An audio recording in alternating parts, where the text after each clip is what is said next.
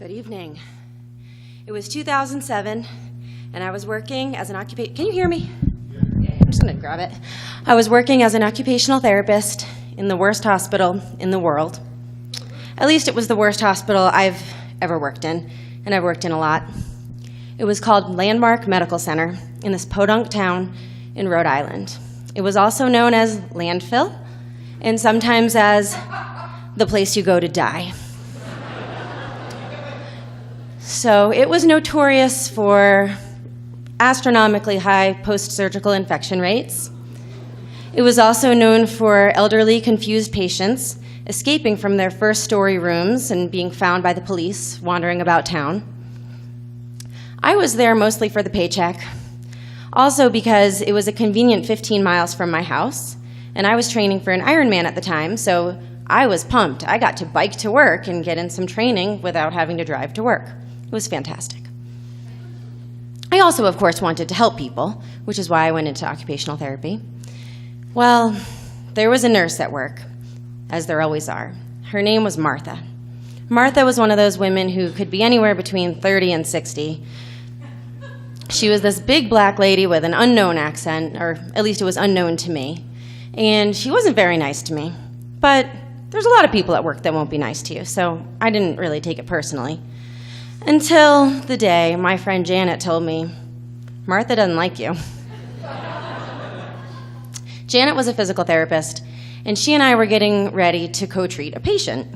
And it is standard practice to check in with the nurse before you see a patient, because the nurse has all the inside information about whether the patient's about to get taken away to an x-ray, whether they've been vomiting all day and shouldn't be seen, or any surgical precautions that maybe weren't listed in the chart.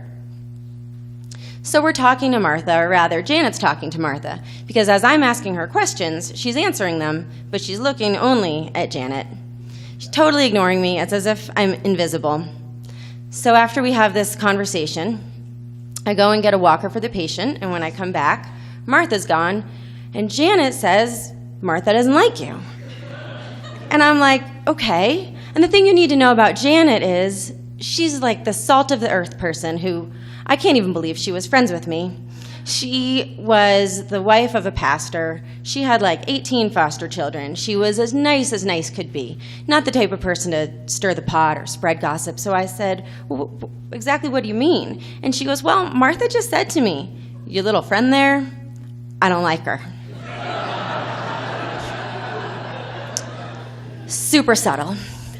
So we go treat the patient, we come out of the patient's room, and something came over me. I thought, today is the day that I'm gonna do the thing that I've been saying I do in job interviews since the very first time I've ever had a job interview. I'm gonna confront this conflict head on. So I find Martha. She's in the nurse station. And I said, hey, can I have a word with you privately? And she says, sure.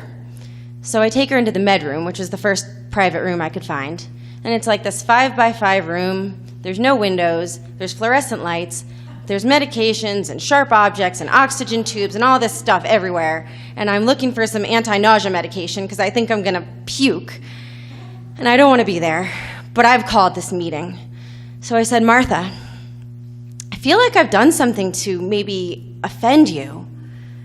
And she doesn't say anything. So I'm like, definitely, I should keep talking. So I go, I don't know what it was, I don't know what I said, but whatever it was, I didn't mean it. And she doesn't say anything. So I'm like, cool, I'm gonna keep talking. So I go, I'm really sorry. I just wanna get along, I just wanna be able to work together. And she pauses, and I finally stop talking. And she looks down at me, and she goes, I don't like you. I never liked you. From the moment I saw you and you first spoke to me, I just didn't like how you're talking to me. I don't like you. So I'm a grown-ass 27-year-old woman, right? So I think, well, I'm just gonna do what grown-ups do right now. And I left, and I locked myself in the ladies' room, and I cried until I had no more tears left. Thank you.